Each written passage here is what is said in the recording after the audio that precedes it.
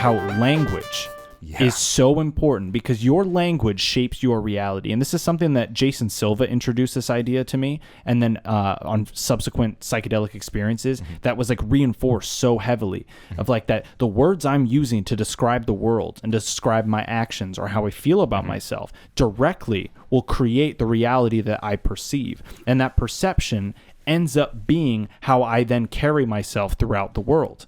And if I'm carrying myself with a certain perception of the world, if it's a positive one, I'm more likely to find myself in positive scenarios simply by me bringing the positivity to the equation. Yeah, and like as far as that stuff goes, that's what you start seeking, you know, and that, you know, like that starts bouncing back. Asking you shall receive. Yeah, you end up like it's finding like you're those expecting things. it.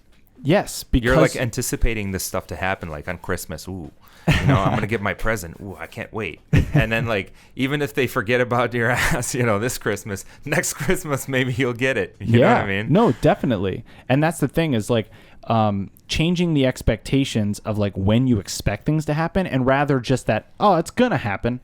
And then it will happen when it happens. But if you just keep moving there. Yeah, I think at that point, like there should be, and this is I think it's a difficult thing for people to practice, because like, you know, they want the shit. You know what I mean? There's like, come on, let's go. Give me the booty. You know? Yeah. I want the cake.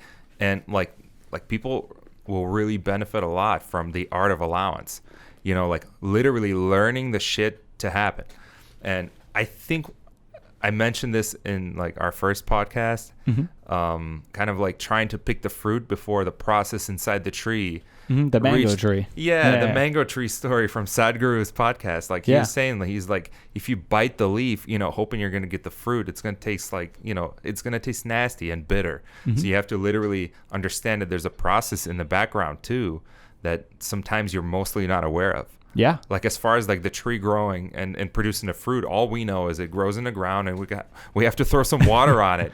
And that's it. Or cow shit to fertilize it. That's all we know. Water and fertilizer. That's it. And then the rest of it will take its own course. It's got its own natural process, and it will do it at the rate that it needs to in order to survive. It has to be allowed, dude. It's important to allow things to happen. I feel like when we don't allow things to happen, let's say like today, you know, or however long in last year, let's say like a week, you know, you built up this like momentum, this massive desire. You're like, fuck yeah, I want this thing that I really desire. Like it could be a goal, you know what I mean? Like a fitness goal, or like I really want to get this girl. I'm so in love with her. Ooh, yeah.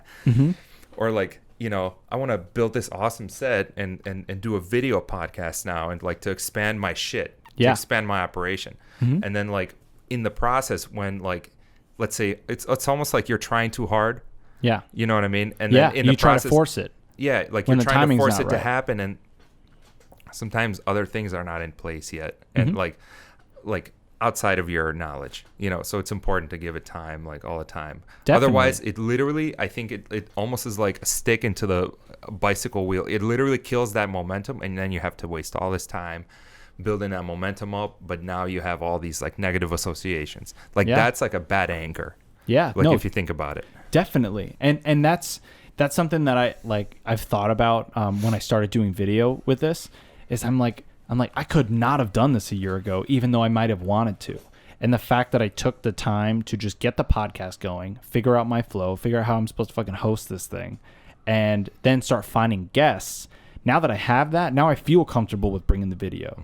And although this has not come without its challenges, because it certainly has, I feel like I've learned a lot from this one already in terms of how I want to shoot it moving forward, where I need to position the cameras, the lights, all of that. Yeah.